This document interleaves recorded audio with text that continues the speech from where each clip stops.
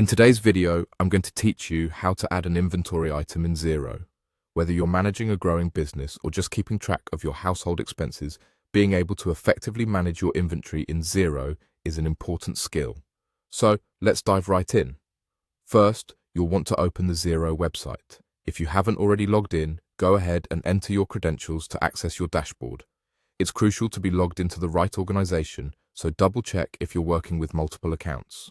Once you're logged in, navigate to the upper menu bar. Here, you'll see a tab labeled Sales. Go ahead and click that. Clicking the Sales will open a new set of options.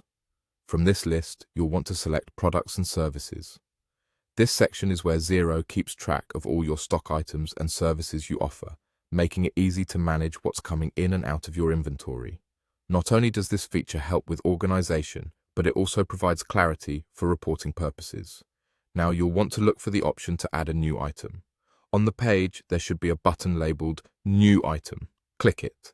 This will open a form specifically designed for adding new inventory items. It might feel a bit overwhelming at first, but don't worry. I'll guide you through each field so you know exactly what information to enter. You'll see fields like code, name, and additional fields for other necessary details. Start by entering a unique code for your item. This code is essential as it helps in quickly identifying the different items in your inventory. A best practice is to keep your coding system consistent and intuitive. Next, enter the name of the item. This should be straightforward, but consider using a descriptive title for your items. This will make it easier to differentiate between similar items.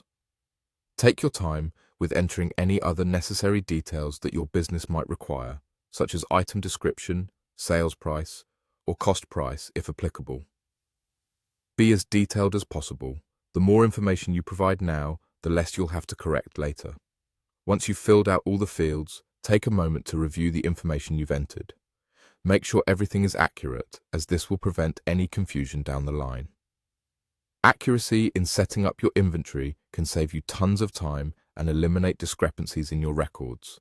Finally, when you're satisfied that everything is correct, go ahead and click Save. And there you have it.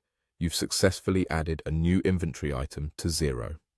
By doing this, you've made a crucial step in keeping your financial records accurate and your business operations running smoothly. Thanks for watching, and stay tuned for more tips on making the most out of your Xero experience.